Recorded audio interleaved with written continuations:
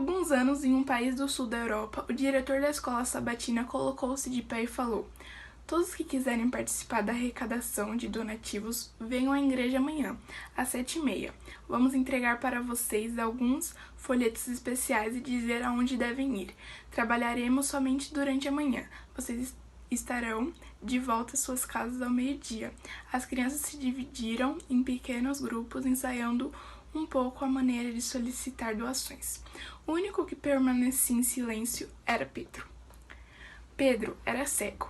Ele havia frequentado uma escola especial para cegos e aprendeu a caminhar pela cidade com sua bengala branca. Conseguia até mesmo descobrir o valor das moedas apenas pelo tato. Ele se sentia triste por não poder participar durante todo o dia. Pensou no que poderia fazer. Na manhã seguinte, acordou cedo. Se levantou e se vestiu. Tomou o de jejum que a sua mãe havia preparado, escovou os dentes e penteou os cabelos. "Vou arrecadar donativos, voltarei mais ou menos ao meio-dia", ele disse. E saiu. Ao aproximar-se da igreja, procurou escutar a voz de seus amigos, mas estava tudo em silêncio, então ouviu o pastor chamá-lo. "Pedro, você deseja alguma coisa?" "Sim, pastor. Quero participar do trabalho da arrecadação com os colegas. Oh, que pena. Acabaram de sair. Tenho certeza de que não sabiam que você pretendia ir com eles. Eu também não estava decidido, mas agora quero ir. Posso pegar alguns folhetos do projeto?" "É claro. Onde você vai?" "Irei onde tenho certeza de que eles não irão." Então o rapaz se dirigiu pela calçada rumo à periferia da cidade. Foi a mais de 20 casas e ninguém lhe deu nada. Já era quase meio-dia. Pedro começou a sentir fome e decidiu voltar para casa. Perguntou ao homem: "A que distância fica a cidade?" O homem respondeu: "A mais de 7 quilômetros." E Pedro começou a caminhada de volta. O sol estava cada vez mais quente e Pedro cada vez mais cansado. Ele se sentou para descansar e, ao reiniciar a caminhada, ouviu o ruído de um carro se aproximando.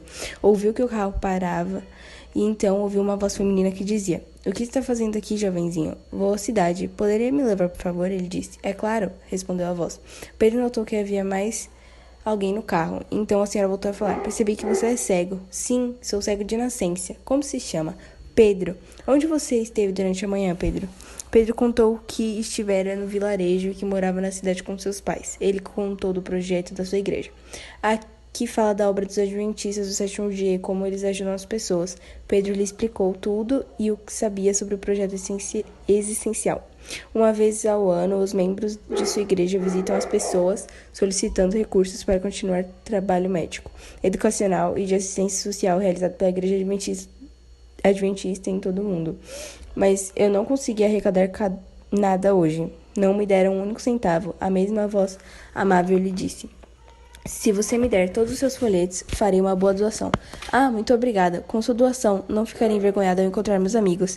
Então a voz lhe perguntou: "Em qual parte da cidade você quer ficar, Pedro?" Pedro deu o endereço da igreja. Ao chegar, o automóvel parou. Alguém abriu a porta e o ajudou a descer. Pedro agradeceu quando lhe disseram que estava à frente da igreja e aqui está a doação que lhe prometi, disse a senhora, estendendo um pedaço de papel, e o carro foi embora. Logo ouviu seus amigos falando: "Onde você esteve?" "Estive arrecadando donativos." "Você viajou com a rainha no automóvel oficial", disse um dos rapazes. "Você tem certeza que era a rainha?" "Sim." As bandeiras balançavam sobre o carro. Pedro não sabia que era a rainha. Ele entregou ao diretor o papel que a rainha havia lhe dado. "Pedro!" exclamou o diretor. "Você sabe que papel é esse?" "É um cheque." Pedro, o rapaz cego, havia arrecadado mais do que todos. Alegremente, todos se dirigiram à igreja e agradeceram a Deus por ter falado ao coração da rainha, para que fizesse uma doação tão generosa, e pela coragem de Pedro em participar.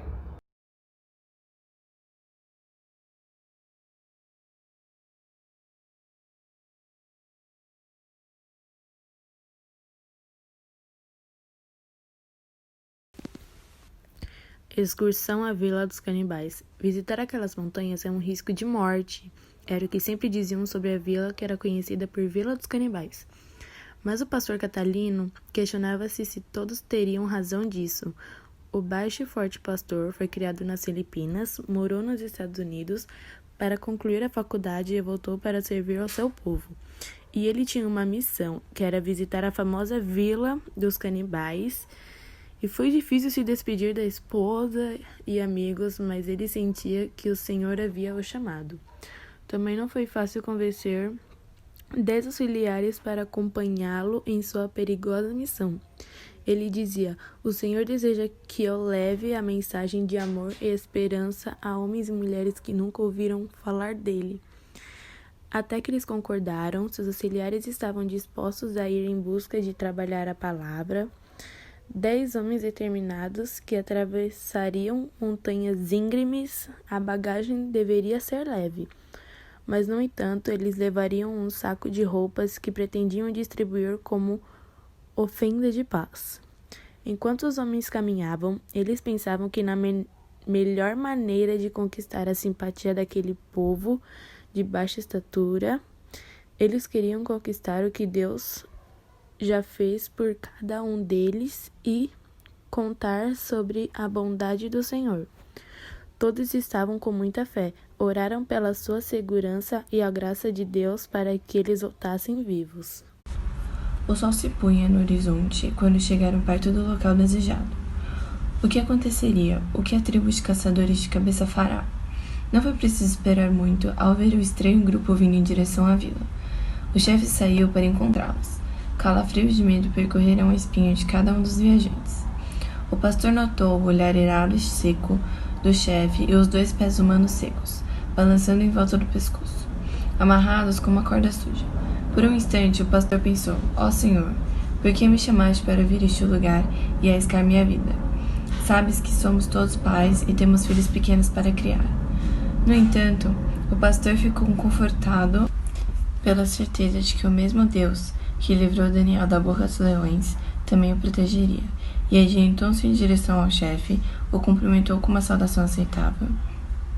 O ministro sorriu e viu que o rosto do chefe ficou com uma expressão mais amena. Trouxemos roupas de presente para o senhor e seu povo. Chame a todos e seremos amigos, disse o pastor mostrando uma calça. O chefe olhou curiosamente e desapareceu na floresta. E os membros da tribo foram chegando timidamente e ficaram maravilhados com os estranhos objetos. Seus corpos cheiravam mal por causa da gordura de porco rançosa com que untavam a pele para ela ficar brilhante. Os últimos raios de sol desapareciam. Os visitantes sentiram que haviam sido aceitos e ficaram menos temerosos quando foram convidados a entrar numa cabana de bambu do chefe para jantar. No interior da cabana estava escuro.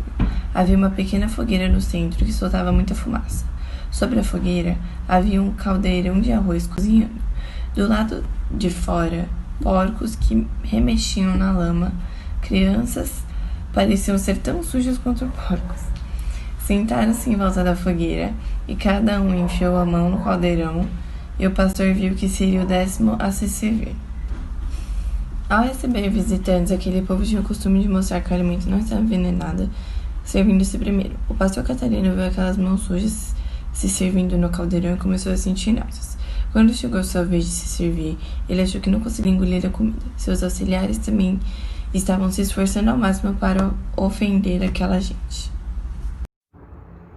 Na escola, ele havia aprendido que não falasse por mais de meia hora, mas o povo pediu com tanta insistência, mais, que ele decidiu pregar por mais meia hora. Novamente, o povo pediu mais e o pastor pregou por mais meia hora. Ele achava que suas forças estavam chegando ao fim. Após a longa viagem, certamente ele poderia descansar agora. Contudo, o povo pediu mais alto do que antes. Mais. E ele falou por 3 horas. Já eram 10 horas da noite e o cansado, mas feliz pregador pediu para descansar. Voltem amanhã à noite, ele insistiu. Não foi preciso insistir muito, pois eles voltaram ansiosamente nas outras 8 noites. Então o povo achou que deveria voltar para casa, a fim de não deixar seus familiares preocupados. Na última noite, o pastor Catalino apresentou uns slides com uma foto de Deus acompanhado de seus anjos e umas nuvens. Os novos crentes amaram e logo começaram a cantar Homem na Galileia, que eles haviam começado a adorar. Os alegres missionários se apressaram para voltar ao lar para contar as boas novas. O caminho de volta foi muito mais fácil, pois eles sabiam que eles voltariam para batizar 8 daqueles nativos das montanhas pelos quais Cristo havia morrido. Hoje em dia existe uma igreja naquelas montanhas que é um monumento à fé do pastor Catalino e dos seus ajudantes que se dispuseram a arriscar a vida para salvar almas para a eternidade.